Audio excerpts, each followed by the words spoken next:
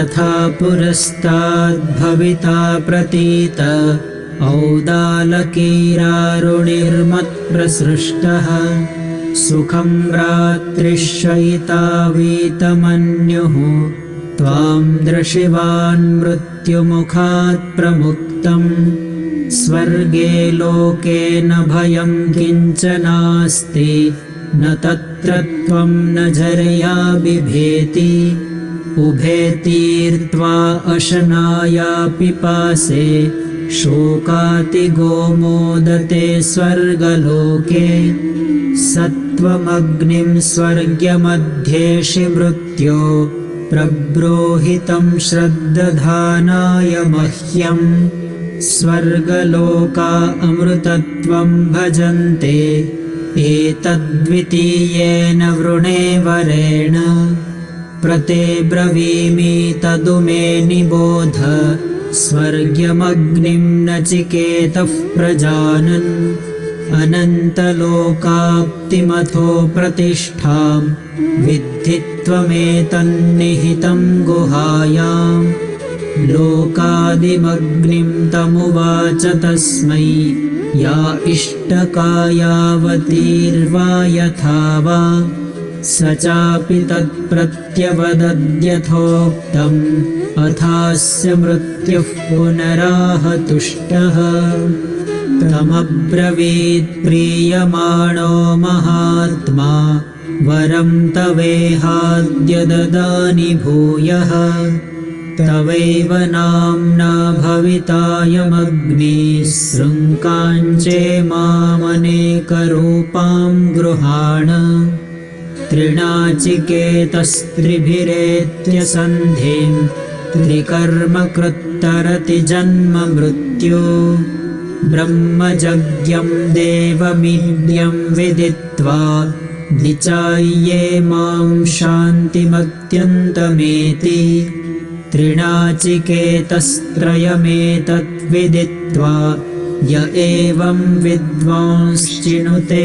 नाचिकेतं स मृत्युपाशान् पुरतः प्रणोद्य शोकातिगो मोदते स्वर्गलोके एष तेऽग्निर्नचिकेतः स्वर्ग्यो यमवृणीथा द्वितीयेन वरेण एतमग्निं तवेव प्रवक्षन्ति जनासः तृतीयं वरं नचिकेतो वृणीष्व।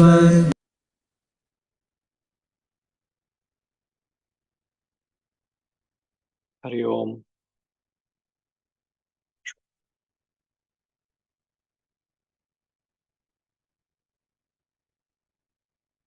I have a question that was sent to me,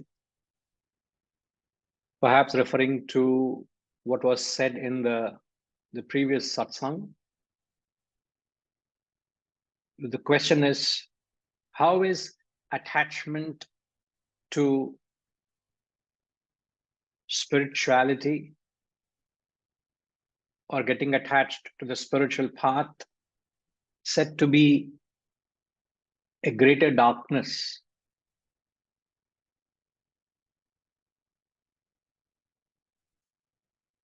I don't know in what context we said it,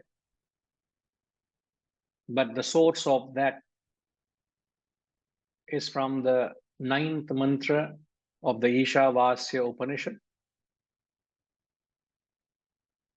Andham tama pravishanti ye vidyamupasate tato bhuya ivate tamoya vidyayangurataha. This is the mantra where there's a mention, in fact, the only place in the Shastras it's mentioned this way. So the question is repeated, how is it attachment to the spiritual world is said to be in greater darkness than attachment to the material world? Now, any attachment, whether be it to the material world or be it to the spiritual world, happens only when you operate on your mind. Wherever there is an indiscriminate, an unpoliced, an ungoverned, an unconscious thought process, unconsciously, unknowingly, you have developed an attachment to that object or being.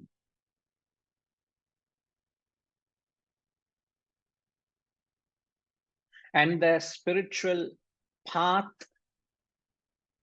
or rather injecting spirituality into one's life, how do I bring down spirituality into my life? And how will it help me in my conduct, whether be it in the mundane transactions or be it in the spiritual path, is to operate from the platform of buddhi, where you develop a conscious relationship with the object or being, where you develop a rational relationship. So when you operate on your intellect,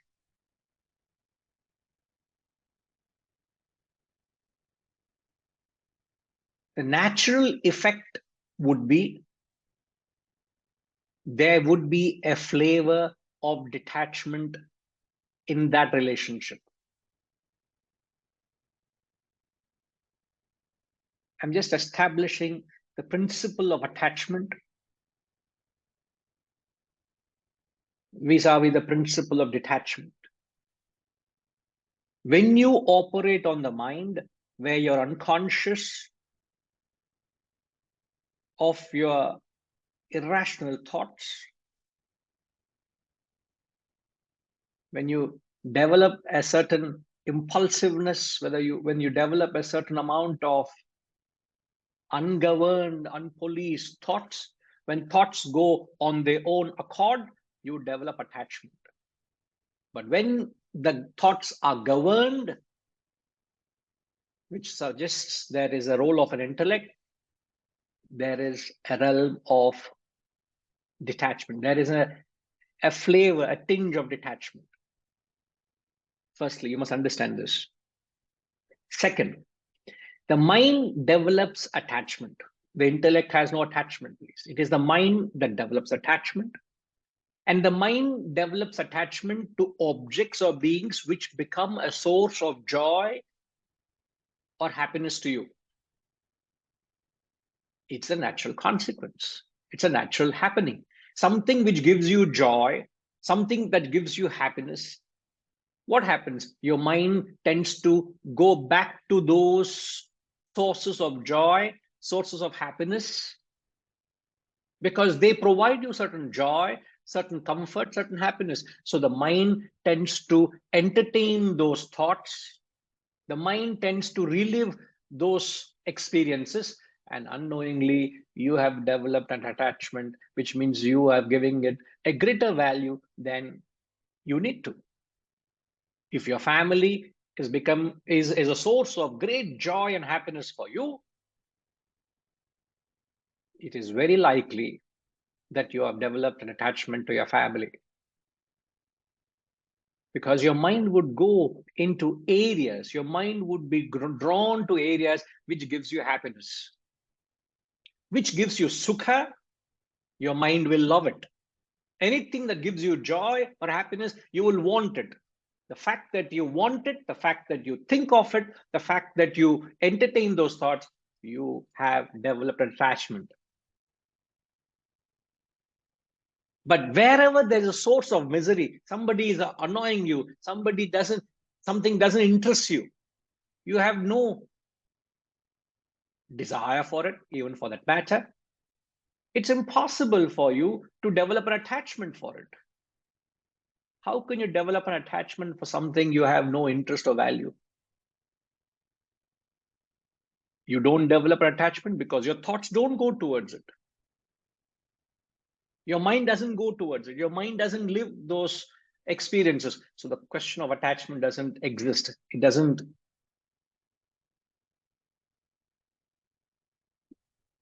The world is not present in your head. It is not there. So there's no attachment.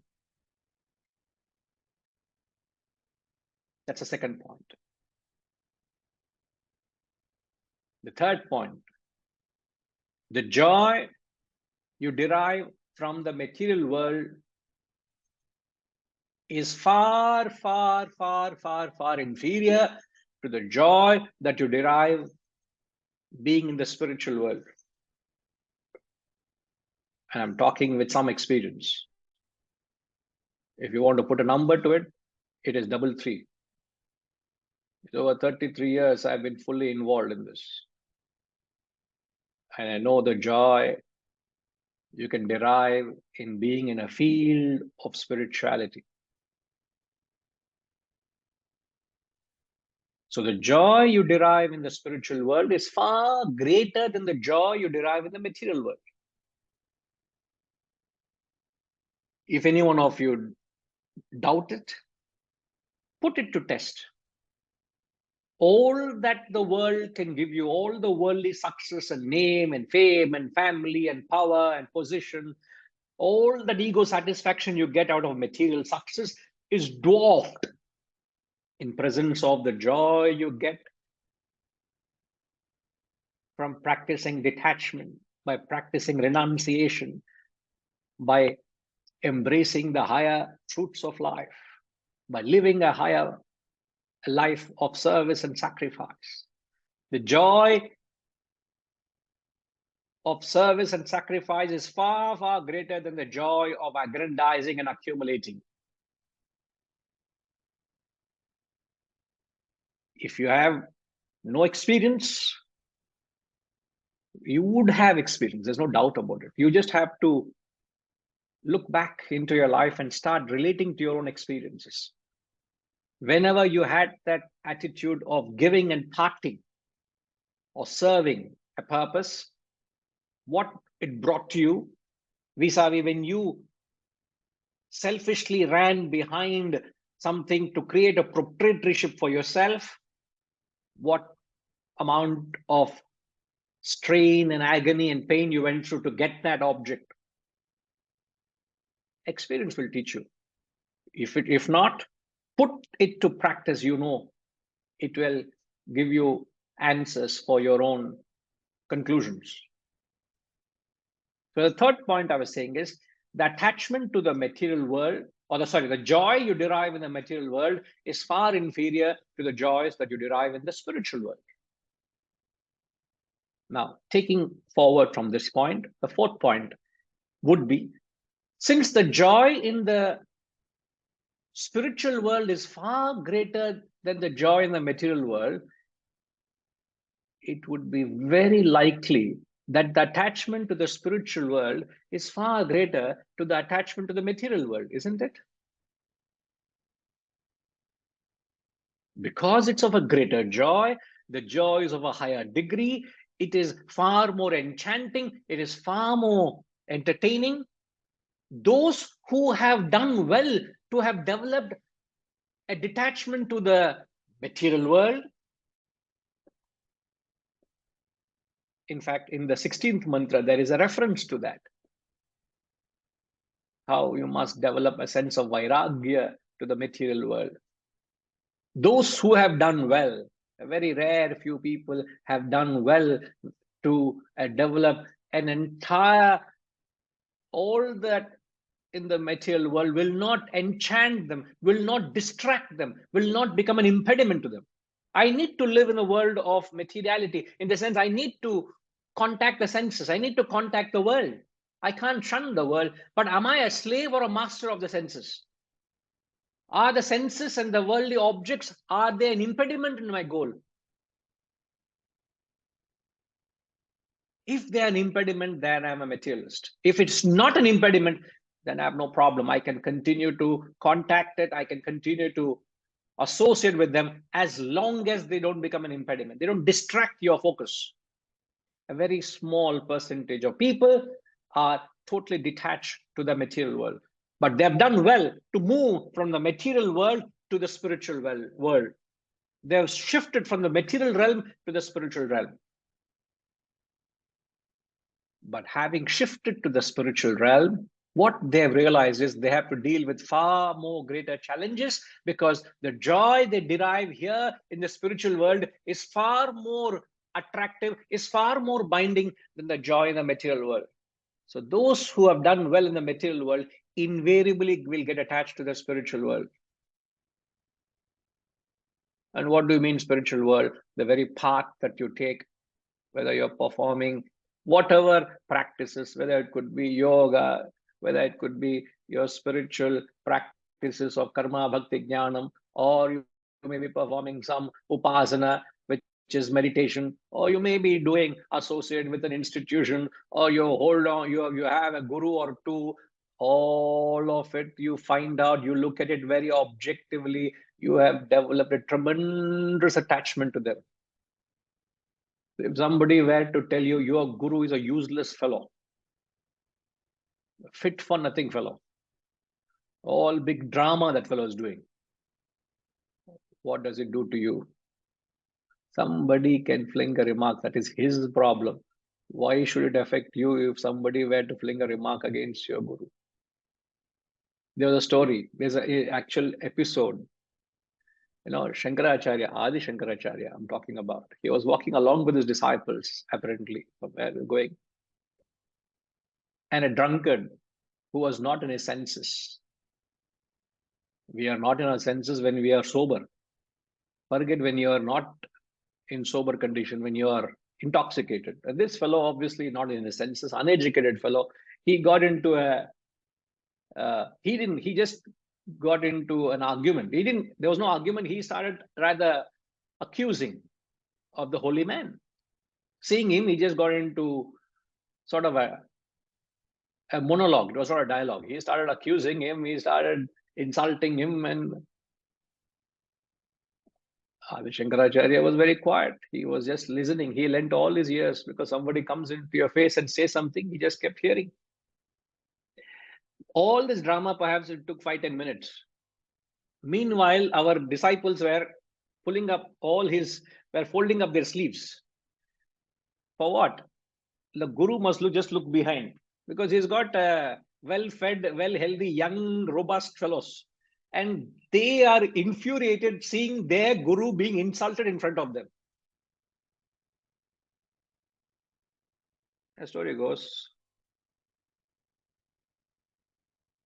that man spoke what he had to speak. Shankaracharya, along with his disciples, he started walking.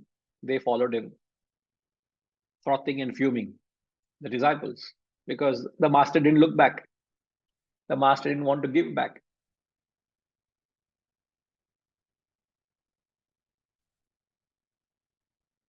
What do you learn from this? The attachment you have developed to your guru, to your form. The form has gone. You have developed attachment to the photograph of your guru. Oh, you hang the photo everywhere, and then you hang yourself to the photograph. This is the worst kind of attachment. I visit homes. I visit people. You find their families hanging all over the walls, photographs of families, albums permanently embedded, so that not only you, all can see, and constant attachment, constant reminder of your family. I can't understand. Don't you get sick and tired of it? I were you, first thing I'll remove after the class, all the pictures, they're already there in front of me. Furthermore, even when they're not there, I must see them, or what? Pandava, Krishna, some spirituality, please practice it. Clear up all that mess. Try and see if you can appreciate a plain, clean, clear wall without anything hanging on it. As minimalistic as possible. So how clear is your wall tells how clean is your mind. Acid test. I'm not saying you should not have exhibits or memorabilia, please, but as little as possible, your attachments to personalities. You hang them and then you hang yourself to them.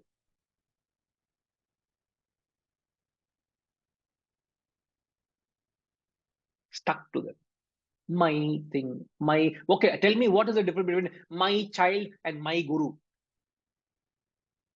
Oh, my guru is extraordinary. Oh my God, you don't know. My child is very dear. What's the difference? Srinivas, what's the difference?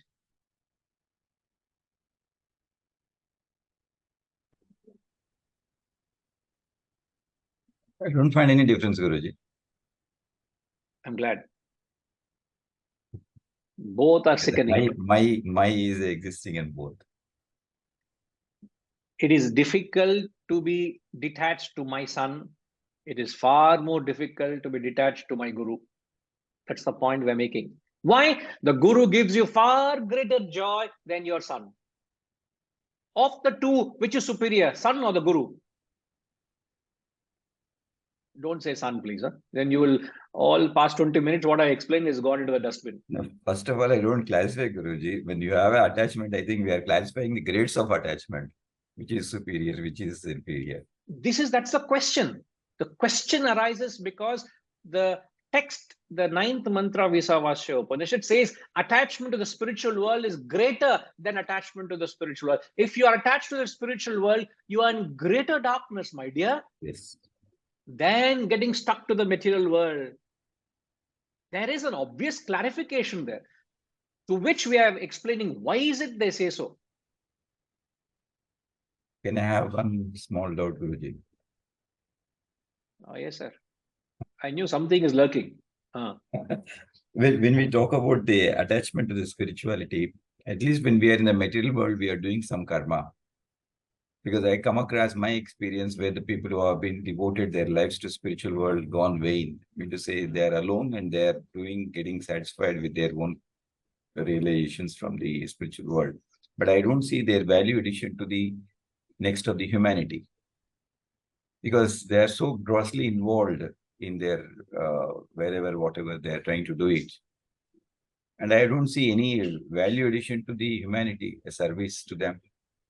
Just getting in a deep into the meditation, deep into the getting alone, getting in a pleasures of the spiritual world. Is it also in a, maybe that is too directly attached to the spiritual world? But do we not think that what is the human purpose where we have been? Can't we think of a balancing between a materialistic world and as well as spiritual world? We're doing some being like in a karma yoga where we can able to do the purpose of the life. So it is, let's not become custodians of others' conscience. The problem is we start judging them from our perspective. Who are we to judge or bracket anybody as right or wrong from my window or my perspective? Now, when I say that, you are looking at that individual or that section of people. I'm not being specific. I'm sure you're not being specific. Yes. From a point of view of karma, of action. Yes. So you're viewing the world from that particular keyhole. And you see, that's all you're seeing. You're not broadening your horizon. So it is difficult to, or in fact, I would say it is wrong to become judgmental of what others are doing right or wrong. Therefore, they say, since when have you become a custodian of their conscience? Let their conscience decide what they're doing is right or wrong. It is none of our jurisdiction or my jurisdiction to even decide whether it's right or wrong, because each one has their own personality. So what they do, they may not be oriented towards karma, they may be oriented towards jnanam.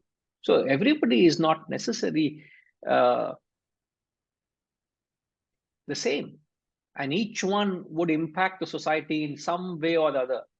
But if you are a man of wisdom, if you are a man of evolution, that tapas, that sacrifice you have put in, will not go in vain. Remember this. Any Mahatma, any Guru, any seeker, any sadhak puts sadhana and reaches a certain state, if not in his lifetime, it will impact the society. Because the only way you can impact the society is by, only way you can uplift the society is by uplifting yourself first. And some of them have gone to an extreme extent where they're only concentrated on their own upliftment to a point of fault. So they were stuck in the laboratory right throughout. They kept doing research and research and research for their own upliftment. They were not interested in marketing the research. It will come out. Where will it go? Somebody will take it out and put it out. I take the example of a man who said, how did he narrate all his life's work? He used to say, I've planted a seed. I've first created the soil, brought the right seed, planted the seed.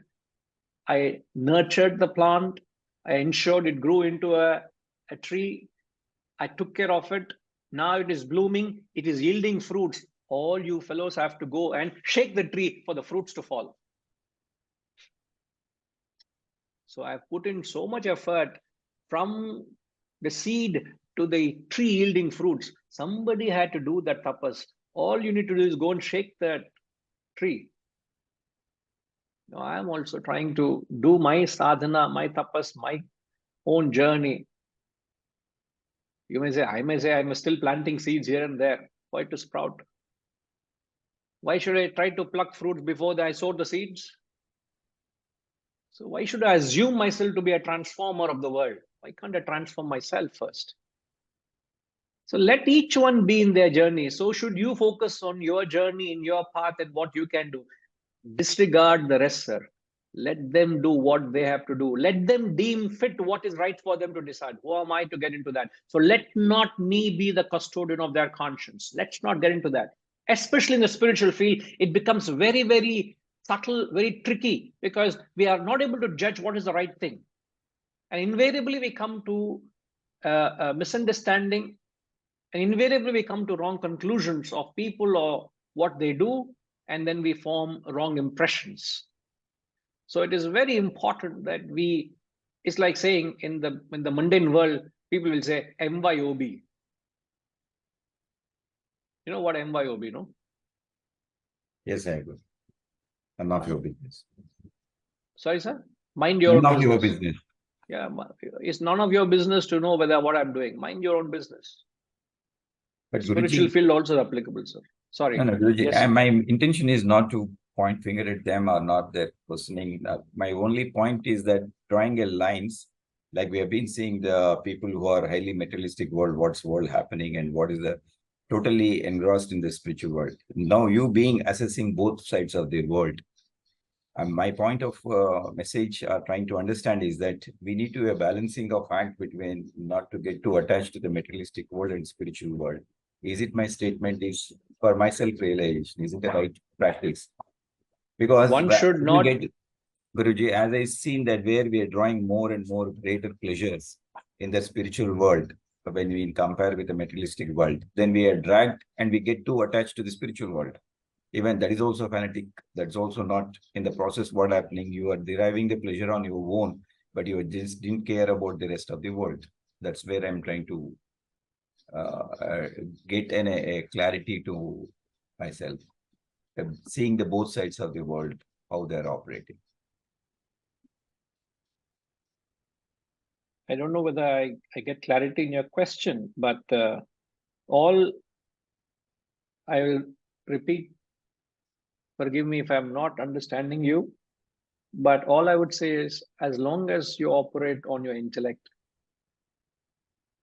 you will not develop an attachment either to the material world or the spiritual world. That's all. So whatever you do, you will do according to your own constitution. You will function in the way you are, your personality is. If you ask me, why am I not wearing an ochre robe and sitting and living a life of an orthodox sannyasi or a non-orthodox sannyasi? That is not my personality. Who are you to decide that? Who is anybody to brand me in a particular compartment? If somebody puts on a robe, that is his personality. He may be putting on a robe and not doing his job well. I may be not putting on a robe. I can be doing an extraordinarily job for my own development. I'm not talking in terms of transforming the world. Am I doing enough for my own upliftment? All I should focus is, am I doing enough for my own transformation? In this 24 hours, am I giving my best to bring about a paradigm shift in who I am from today to tomorrow? Am I doing that? Am I not leaving every stone unturned? Am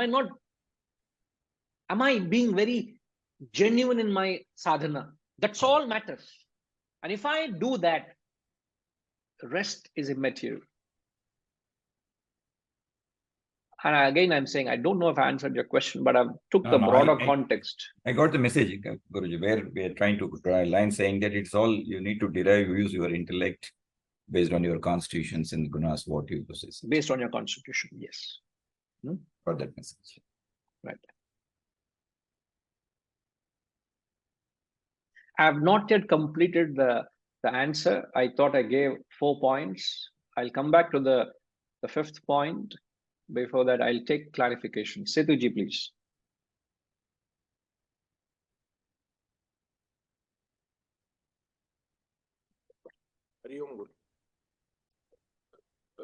What Srinivasa Reddy ji posed, same question was posed to Ramana Maharishi. One gentleman was very agitated and he said, you are just sitting silently most of the time, you are in Maunam and you don't move from this place at all, and and they all call you saint and savior, and so much bad is happening all over the world, even in Tiruvannamalai, and people are suffering and all that, and can't you do anything for this? And his answer was, he says, who is suffering? Actually, you are feeling they are suffering, but he wants you to do Atma Vichara and find out who is really suffering. And maybe what I interpreted was, as we evolve spiritually, in the ultimate, he is seeing Atman in everyone. He doesn't see anyone suffering. There is no difference between a leper and a man, well-being man. All are same, all are alike, and he sees, and he doesn't see any suffering in the world. That is, we common men, we are only witnessing that. So but couple of times, many times it comes, and even when someone has filed a case against him and abused him, at that time also he was silent and he was taking it. That is only possible from a man of a caliber of the great Ramana. If I and you try to mock the same thing, we'll make caricatures of ourselves. So let's not copy the lifestyle of masters. We make this mistake. Again, we are stuck to personality. Doesn't matter what the great Ramana Maharshi did. Does it matter what Ramatirtha did? How does it matter what Ramakrishna Paramahamsa did, sir? Tell me. I ask you a blunt question. How does it matter what each guru did in his life? How should it matter to you and me? Would you also put a loincloth and sit under a tree or on a hill now? No. Do everything what Ramana did. It's not possible. Am I to do everything what a guru does? We should not get carried away by what a guru did or said. We should try to take the teachings and apply it to my personality. So as this knowledge is being said, each of you must take this knowledge and tailor make it to your personality. There is no standard answer. Now, if Ramana Maharshi said, who is suffering? Atman is the same. He doesn't say anything other than Atman. That is the perspective of a man of realization. Okay, and you and me take that stance and try to practice it? My answer was similar questions I had in mind before. When I started deeply reading, understanding and all, I was able to understand this answer will come in due course over a period, and I am not upset with these happenings. Okay. Question which he has, I also had, but that has a lesson. Now we get to know that you're also nearing the level of Ramana. Just saying, I'm able to understand a bit.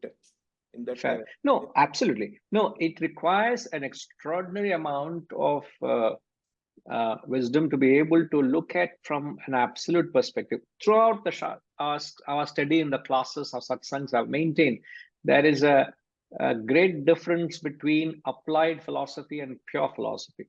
There's a difference between taking absolute reality and relative reality. You must approach the knowledge from a relative standpoint, not absolute standpoint. It becomes difficult. It's very difficult, at times almost impossible to relate to that idea. Like I said, Adi Shankaracharya, when I took reference of an example, he did not react. He also would have saw the Atman in him. So why should I respond to that? Tomorrow somebody starts accusing you.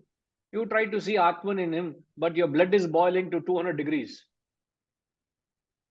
Huh? Blood is boiling and say, oh, I must see Atman in him. How is it? It takes time to reach that state. So yeah, this Atman is in my interpretation, but his answer was again and again, who is suffering? That's all. nobody is suffering. That's what I'm saying. Nobody is suffering. All your stupidity. He's saying whole world is Atman. Who is suffering? Nobody is suffering. How many can relate to? 1 in a million can relate to that idea, congratulate to. So you're talking something unrealistic, sir.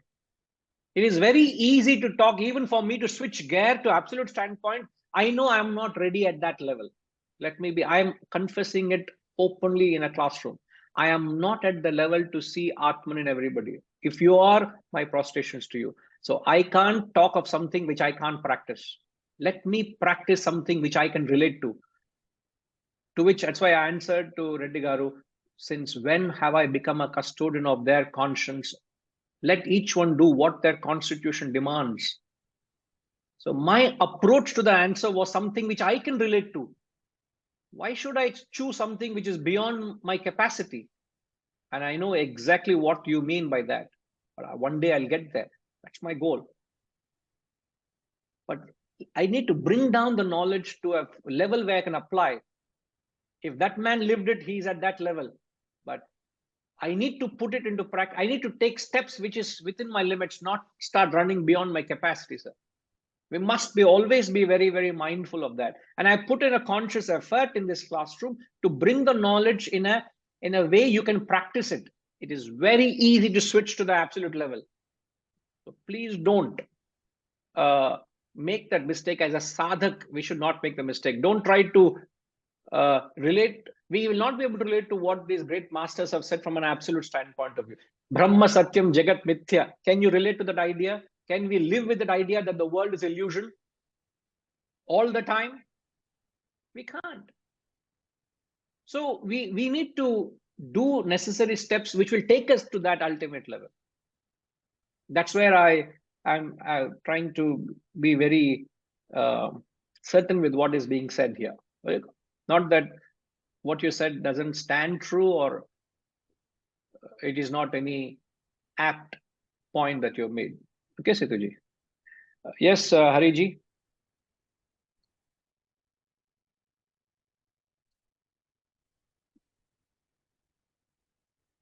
Guruji, the fundamental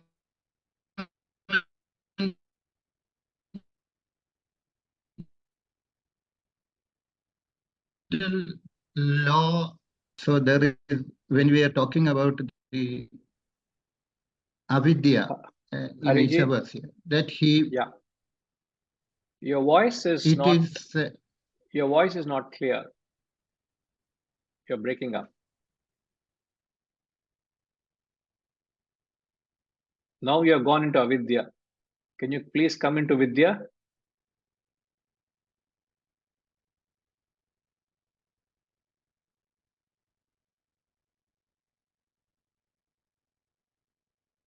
We'll give him time to come back to vidya. So the last point that we were saying, what was the last point I was saying, Gayatri Ma? Fourth point. Okay. Amita Ma, did you take note? The last point.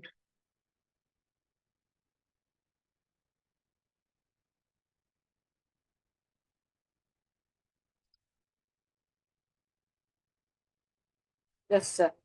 Since the joy of being attached to spirituality is far greater, it is also easier to be enchanted by it.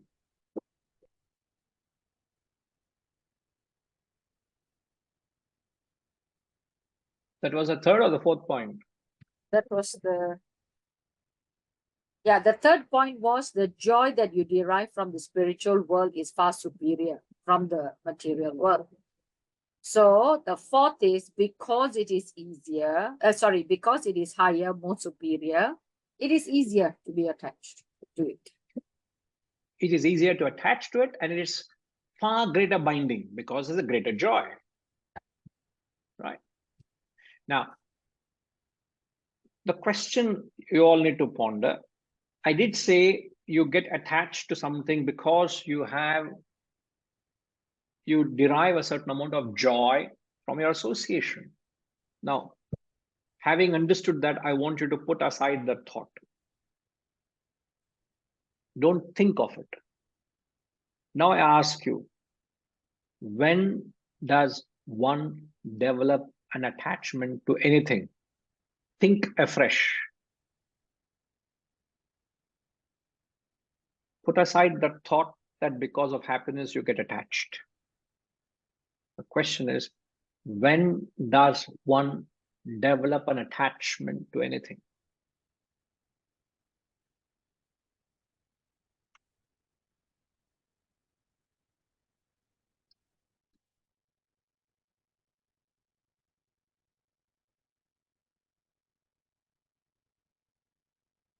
I say my job is not to give you answers, but if I can make you think, I've done my job. RPG, any thoughts? Any fresh thoughts?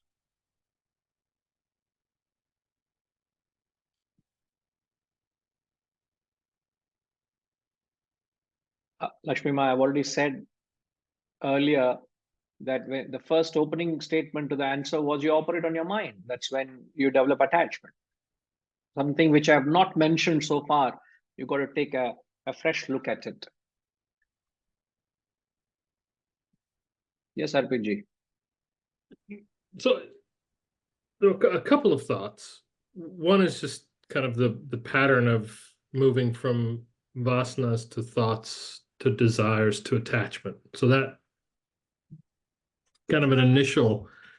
The other thought that comes to mind is when you have or sense a void, you have an attachment. Then you go seeking something, and it's not necessarily joy. It's just a void that we believe we have, and so that we go seeking to attach ourselves to something else to fill that void. No, see, when there's a void, you entertain thoughts. Subsequently, you develop attachment to the source of joy, which is your fulfillment of desire. Because of void, you don't develop attachment. Because of void, you develop a thought for the world. You develop a desire for the objects of the world. You can't say void, therefore attachment. You're stretching it too far. You know, it's like a rubber band has its elasticity. But when you stretch beyond a point, it snaps. So I don't see that concept of connecting the void up to attachment. It's snapping somewhere. It loses its flexibility of connecting. So you would not be able to connect that. And also try to think in the context of the question. Even the concept of vasanas, I think it's a bit out of context. Not that you're wrong, independently you're right, but not in the context.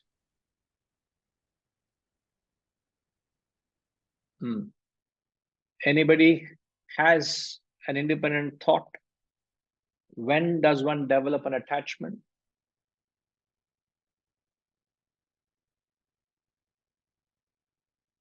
I think Shivaji, we already mentioned that. You know, you think you get fulfillment, means you're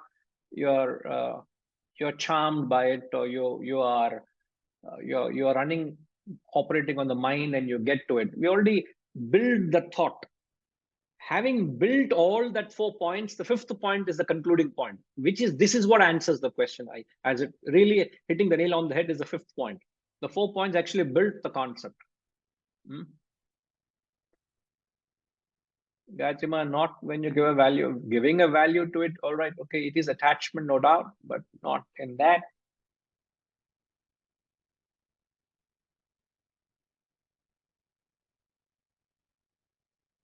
Sinhaji, what do you mean by that?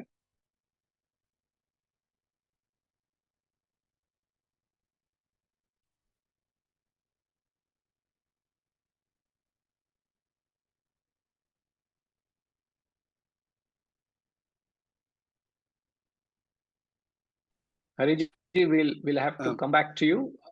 Hariji, I'll come back to you once we take care of this thought flow. Appreciate your patience, Hariji.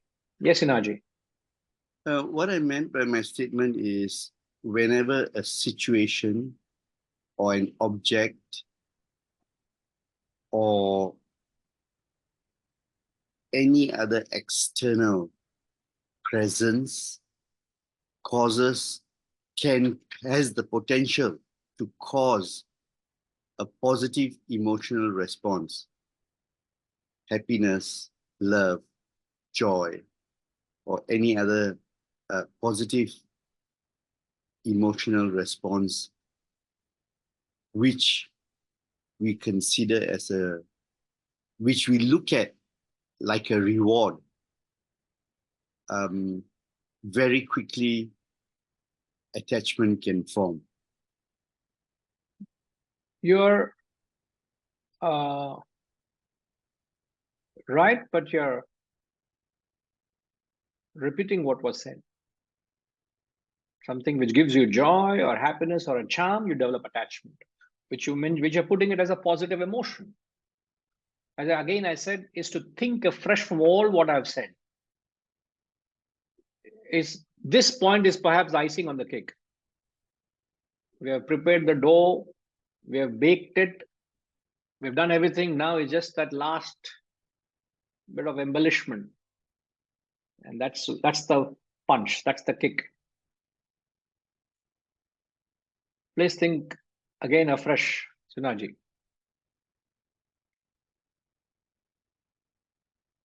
Harish. Guruji, my answer is when there is a constant association with that thing. So we're constantly associated, we end up developing an attachment to it when it's consistently there or constantly there. Do you mean to say therefore, to develop detachment, I should not associate with it? Is that what the implication would be then? No, Guruji, not to disassociate, but when there's constant association, so there should be less association to some degree to keep a balance. You are trying to say that I should keep distance from that object. Are you suggesting physical distance or physical association? You're trying to qualify the degree of my association with an object or being to develop detachment, which is not what Vedanta says. Because attachment and detachment is not a physical relationship. It's a mental attitude. So I can continue to have a full association with an object and yet remain detached. So the concept of detachment is like a lotus leaf in water. Remember, a lotus leaf always finds itself in water, but it's always detached.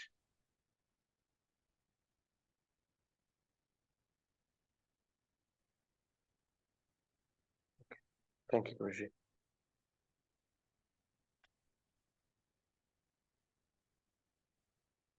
Raghugaru, because I don't comment to your earlier answer, you don't have to change your answer. Huh? Now I want you to go back to your earlier answer, Raghu.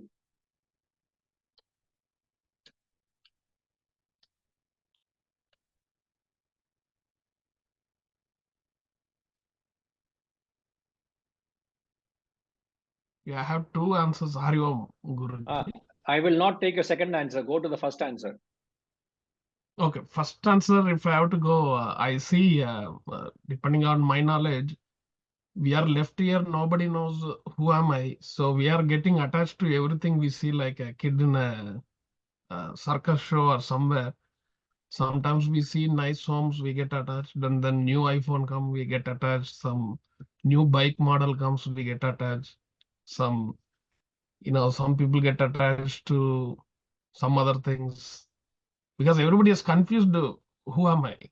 So they need something to, kind of um, like a kite which is in the sky. Suddenly the thread is gone. It is going according to the wind. Some seasons we change our goals also. Like 10 years earlier, goals are different. Now goals are different.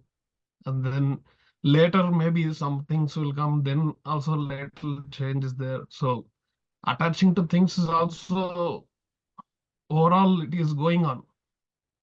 Not a standard thing. I knew you answered the question in the words, choice of words you used. Spot on. 10% marks to you. Excellent, Raghu. The answer, when does one develop attachment, either to material or spiritual, is when you don't have a goal in mind. When the goal is not clear, when the purpose is not clear, you develop attachment to the heart. The goal vis-a-vis the purpose, vis-a-vis the path, the means. When my goal is very clear, I know I need to get to the goal. Everything else along the way becomes redundant. It serves as a means to that end. Remember this. When the goal is very clear and very profound, everything in your life thereafter is a means to an end. When you know it is a means to an end, you will develop a detached attitude to it. You will use it because it's a vehicle for me to get there. It is not an end in itself. When you have no goal, I put it in explicit terms, when there is no vision of your goal,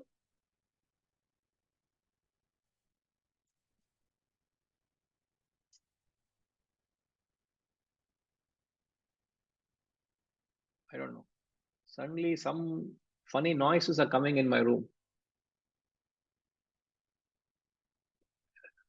I think there must be a rat or something there in the cupboard. That fellow is making noise. No. I think suddenly one lizard has come out. Gayatrima, I'm also afraid of lizards, Gayatrima. Please don't come anywhere near me. Oh my God. Thank you.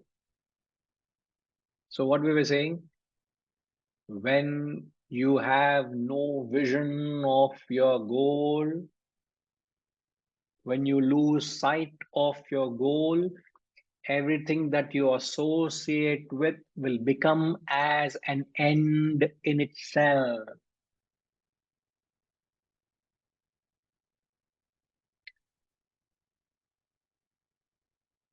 I repeat, when you have no goal or when you lose sight of your goal, everything that you associate with will end up as an end in itself. And that is when you develop attachment.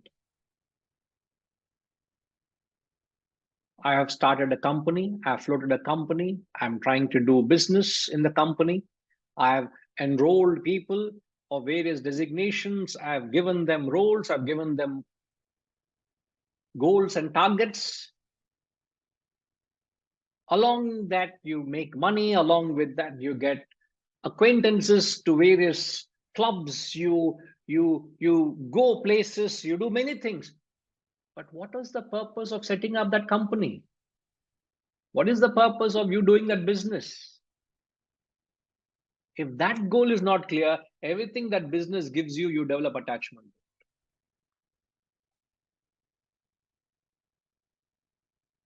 I have set up, or there's this institution called Wisdom Foundation. Well, what is its purpose? What was it set up for? Along with that, you will get students. Along with that, you will get name. Along with that, you get love. You will get respect. There will be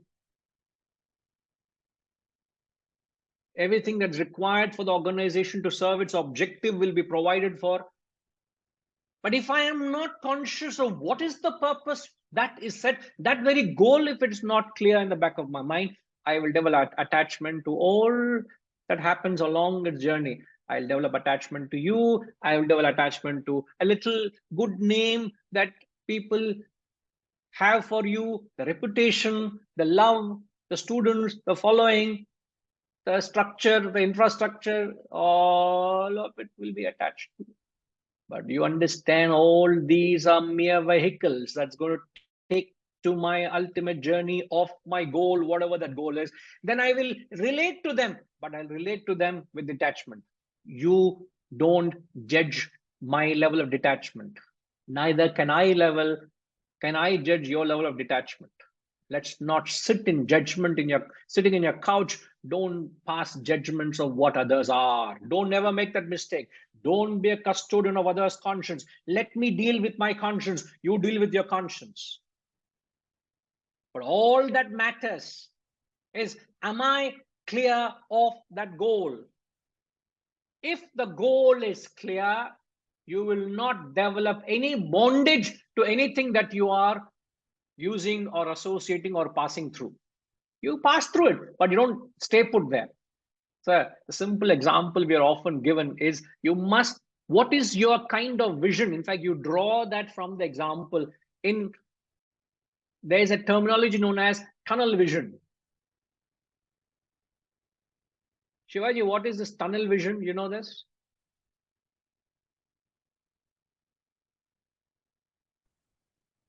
Yeah, focused vision that at the end of the tunnel there's a light. So where do you get the terminology from? The tunnel vision comes from the tunnel. Yeah, obviously. Obviously, it comes when you go into the tunnel. What is the attitude of a person who has to go through a tunnel? First, it looks like it's confining you, but it takes you far away to the end of the tunnel for sure. Right. So there is an entry, there is an exit. Exit. And one of the signages that you see whenever you get into a tunnel is, you're not supposed to park your car. You can't stay put in a tunnel. You've got to keep moving. Make an exit as fast as you can. So don't get enamored by the tunnel. It's only a vehicle. Don't get caught up. Just the vehicle. You need to move through it and get out of it. So the tunnel is a means to get to the end, not to get caught up in the very means itself. So many people, thanks Shivaji. So many people in the spiritual field develop an attachment to the spiritual field. The spiritual field is Vasantama. So what's the spiritual field? What is the spiritual path? The spiritual path is of all the other sadhanas and. Don't get distracted.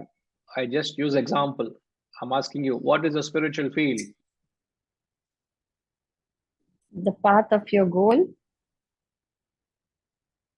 Obviously, the spiritual field is a path that takes you to the goal. But what is that spiritual field? It is a mere tunnel. So what's the vision you must have in the spiritual field? Must have tunnel vision. That tunnel is the scriptures. The tunnel is the spiritual path, the karma, bhakti, jnanam. The tunnel is your constitution. The tunnel are the various gurus that come into your way. The tunnel is the isms that you're associated with. The tunnel is the rituals that you perform. The tunnel is all that you're doing in the spiritual field. Don't develop any attachment to the tunnel. Have a tunnel vision. Use everything in the tunnel to get you out of the tunnel. Because the other end of the tunnel, the other light of that end of the tunnel is that goal of self-realization. So have that vision of that end of the tunnel every moment of your step in the tunnel. With the tunnel vision, you will get to the end.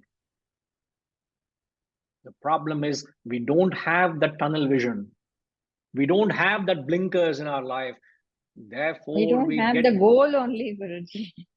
And that is secondary. As I said, that's what attachment comes in. Either you don't have a goal or you lack vision of your goal.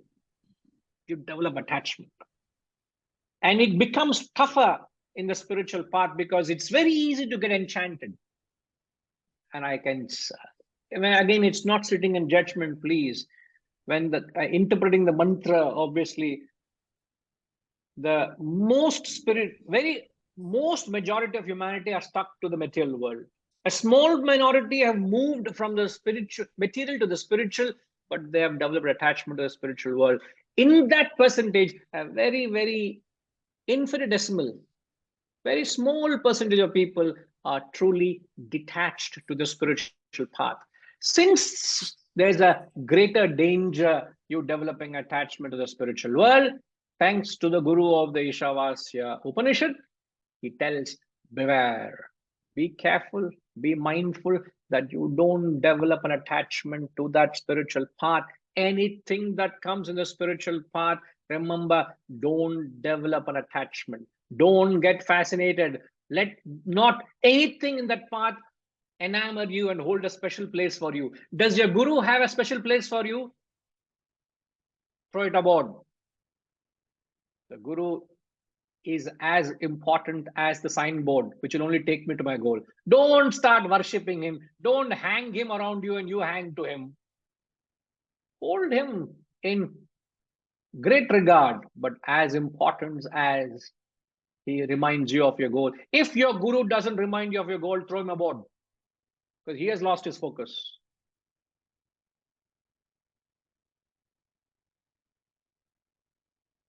If there's something that you can't associate with the Guru, you don't have to hold on to it.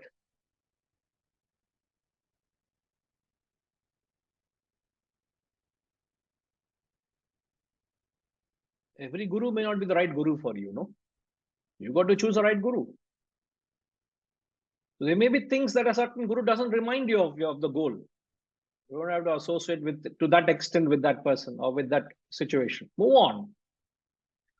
So that is that spirit. Now, it is not to demonize anything here, please. It's just to use everything rightly with a tunnel vision.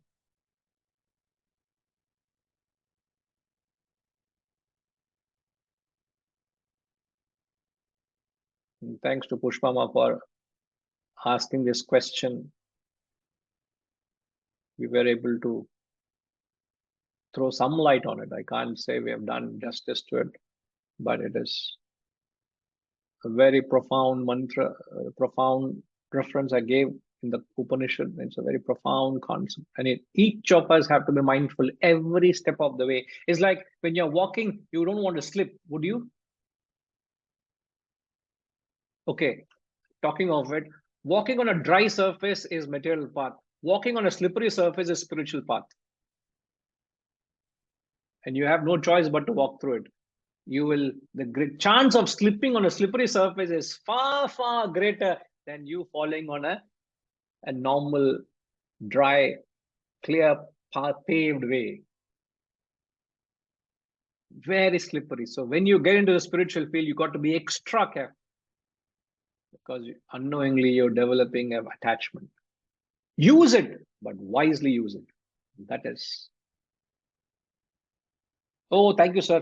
I was thinking, am I doing the right thing? I'll better go back to this material world only.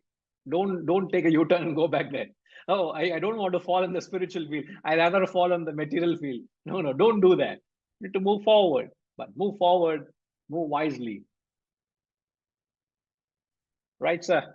Hariji, thanks for your patience. Yes, please.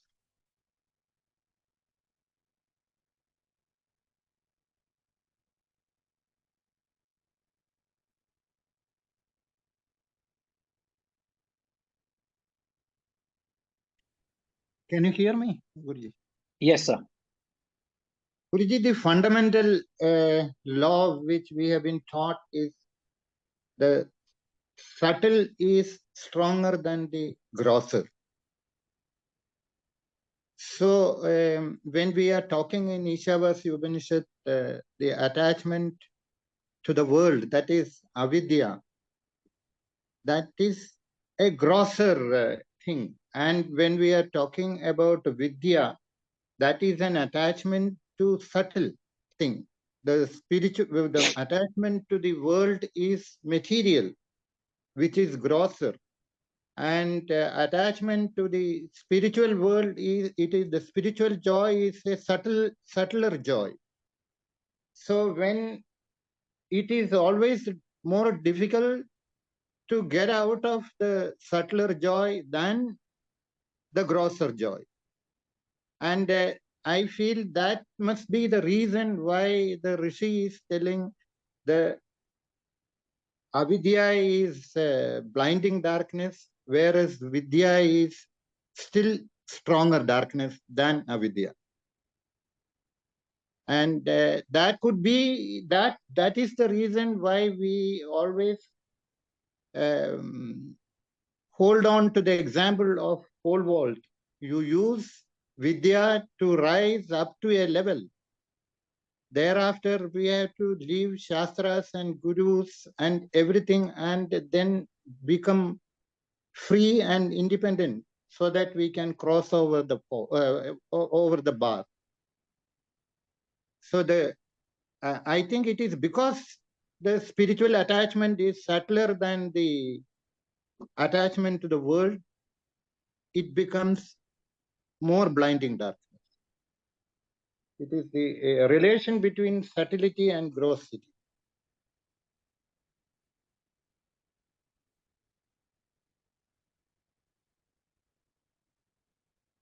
A very valid point. I am completely detached to the 1 hour answer I gave. You can please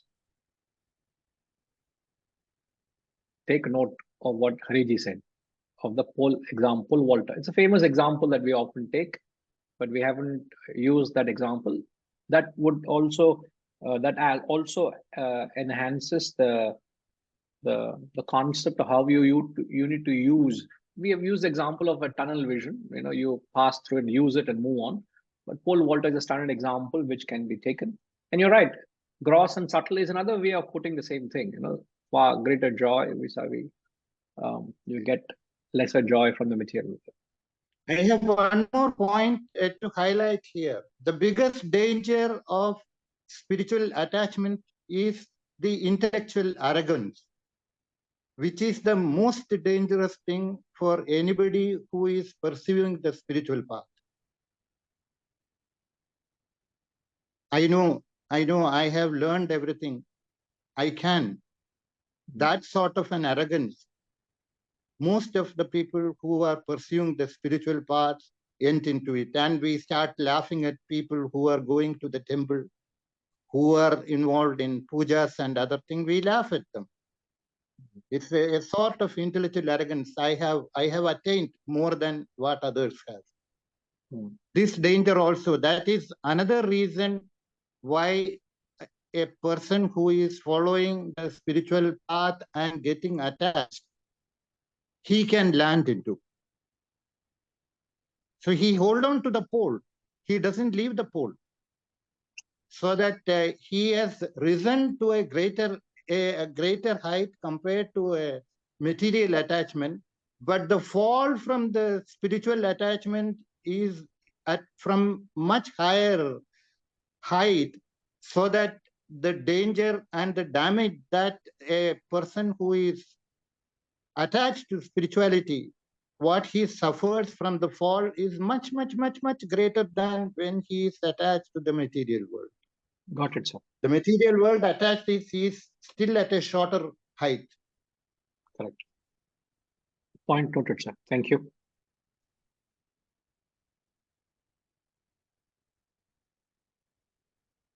The questioner, Pushpama, you have got anything to say?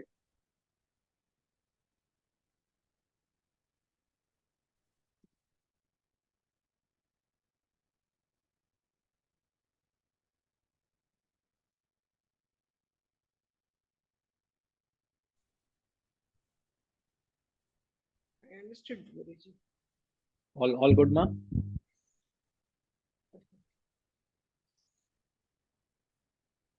I think we made 5 points, and I hope the 5 points that we've made are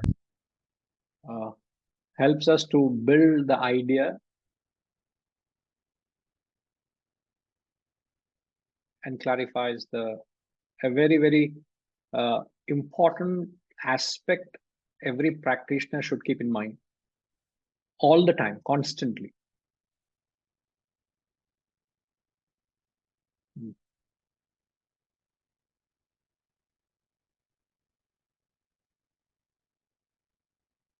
I would like to leave it at this because I just have a couple of minutes before we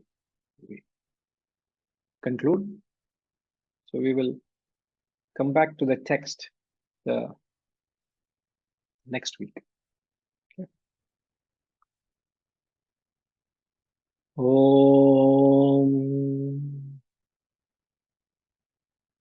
Purnamada Purnamidam Purnat Purnamudachyate Purnasya Purnamadaya Purnamevavashishyate. Om Shanti Shanti Shanti. Hari Om. Shri Gurubhyo Namaha. Hari Om.